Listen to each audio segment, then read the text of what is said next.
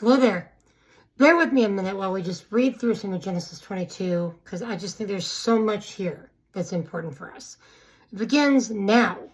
It came about after these things, so you really have to have an understanding of everything that happened before Genesis 22. God tested Abraham and said to him, Abraham. And he said, here I am. He said, take now your son, your only son, whom you love, Isaac, and go to the land of Moriah and offer him as a burnt offering on one of the mountains I will tell you. So Abraham already had separated himself from Ishmael and from all of that. Isaac was the son of the promise. He knew that there would be children and descendants and great kingdoms coming from this child. So Abraham knew. Even then, he could trust God. Didn't know what was going to happen, but he could trust God.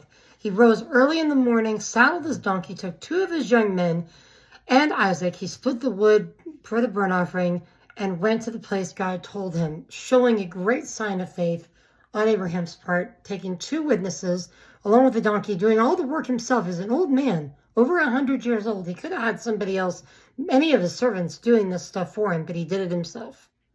On the third day is always important throughout the scripture, Abraham raised his eyes and saw the place from a distance. He said to his young men, stay here with the donkey. I and the lad will go over and we will worship and return to you. Isaac is not just some kind of tiny kid that didn't know what he was doing. It says that he was probably about 30, at least in that area, close enough to know exactly what was going to happen and go with his father, with him, okay?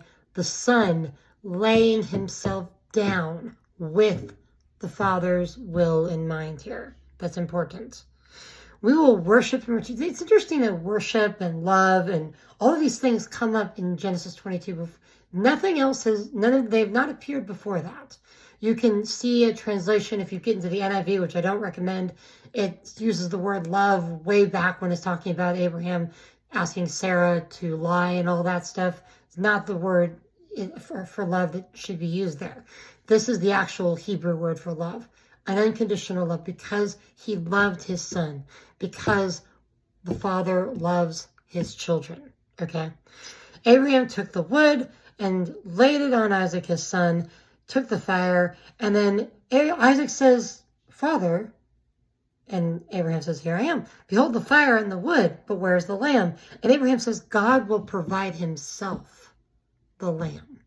He is the one who provides the lamb, because the lamb is the Son of God who lays himself down. And of course it goes